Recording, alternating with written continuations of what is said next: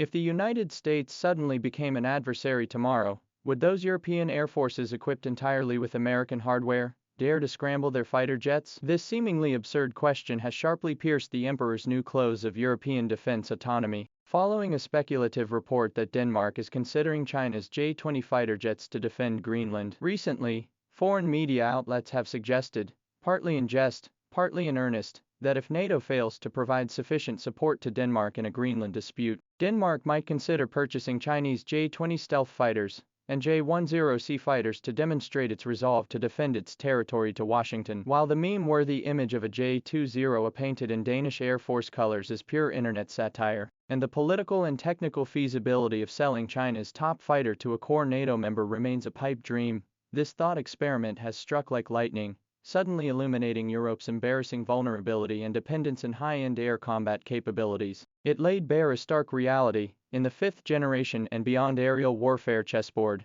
Europe, once a cradle of modern air power, now finds itself strategically trapped, forced to look to Washington for guidance. Let us focus on Denmark, the epicenter of this event, the backbone of its air force. Whether the soon-to-be-retired F-16S or the future F-35 Lightning IIs runs on pure American DNA. When facing adversaries like Russia or other forces at odds with U.S. interests, this system operates seamlessly, with no friction in logistics, training, or data link integration. Yet the situation becomes profoundly awkward when the potential adversary dramatically shifts to the United States itself, as in sharp conflicts over Greenland's sovereignty or resource interests. Danish pilots might despair to discover that every fighter they rely on for combat operations, its core software, encrypted communications, even ammunition supply chains, could be instantly locked down by their ally across the ocean. This is compounded by the F-35's system of systems warfare characteristics, which rely heavily on rear-end cloud computing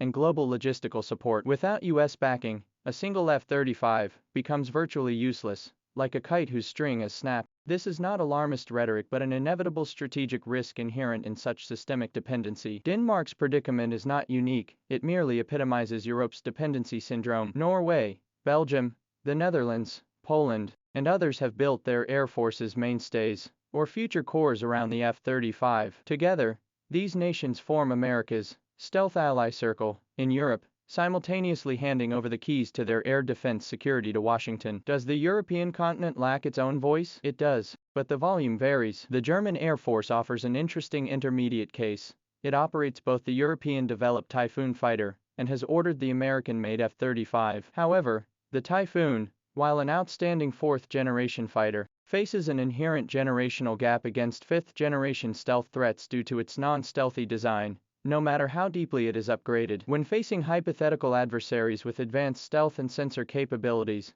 the Typhoon's battlefield survivability will face severe challenges. This means that until Europe's homegrown next-generation fighter matures, the F-35 will remain Germany's sole pillar for countering high-end aerial threats, a pillar firmly held in American hands. Across Europe, only France and Sweden maintain significant independence in fighter aircraft development. France's Rafale is a versatile all-rounder, while Sweden's Gripen exemplifies agility and efficiency, both achieving success in international defense markets. However, neither is a stealth fighter. France, Germany, and Spain jointly launched the Future Air Combat System project to develop a sixth-generation stealth fighter. Yet years of disputes over leadership, technology allocation, and funding have slowed progress, making it an unsuitable short-term solution. Sweden joined the UK's Tempest sixth-generation fighter project, facing a similarly long road ahead. Consequently, when confronting potential adversaries equipped with F-22s, F-35s, or even future GADs, the Rafale and Gripen,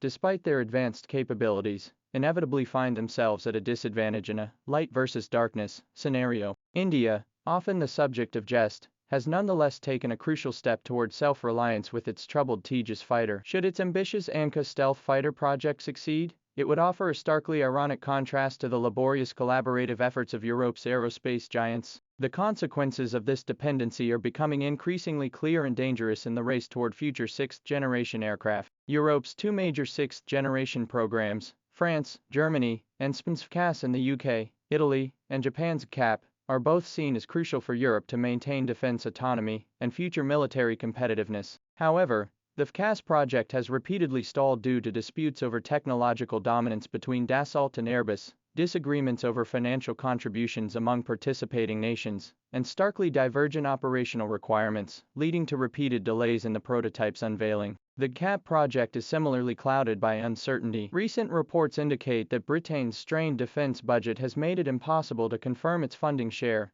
forcing project delays and rendering the original 2035 service entry target virtually unattainable. These challenges expose not only technical integration difficulties, but also Europe's chronic ailments of fragmented political will and inability to concentrate strategic resources across the ocean. While the U.S. GAD program also faces technical hurdles and cost pressures, its massive defense budget, deep technological reserves, and relatively centralized R&D system make its roadmap appear far more reliable than European initiatives. Meanwhile, on the other side of the globe, China's aviation industry is advancing its stealth fighter family and next-generation aircraft development at an astonishing pace, establishing an independent and comprehensive system. Thus, a landscape likely to solidify over the coming decades is gradually emerging.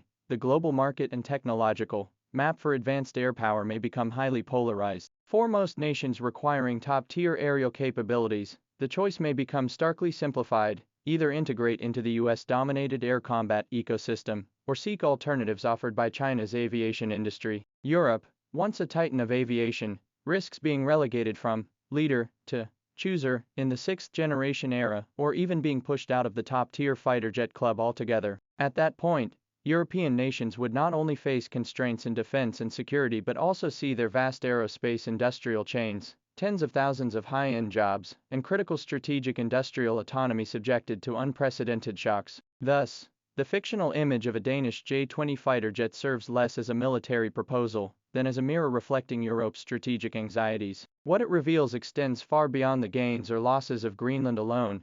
It exposes the accumulated deficit in defense autonomy that Europe has incurred after decades of enjoying the peace dividend and the security umbrella provided by the United States. As the international order becomes turbulent, and traditional alliances face shocks from Trumpism or other unilateralist forces, the cost of this deficit may become unbearable. Will Europe continue to entrust its skies to the unpredictable will of allies, amid endless bickering and procrastination? Or can it muster the resolve to pool resources, and truly cultivate an independent, next-generation air power, uniquely European? The answer to this question will determine whether Europe emerges as a sovereign pole in the future global strategic landscape, or remains a high-level vassal. The skies have always been the ultimate symbol of sovereignty. How can a land and dignity beneath skies that cannot be defended autonomously truly be called independent? This is the weighty question, hidden behind that photoshopped image, that deserves profound reflection not only by Europe but by the entire world.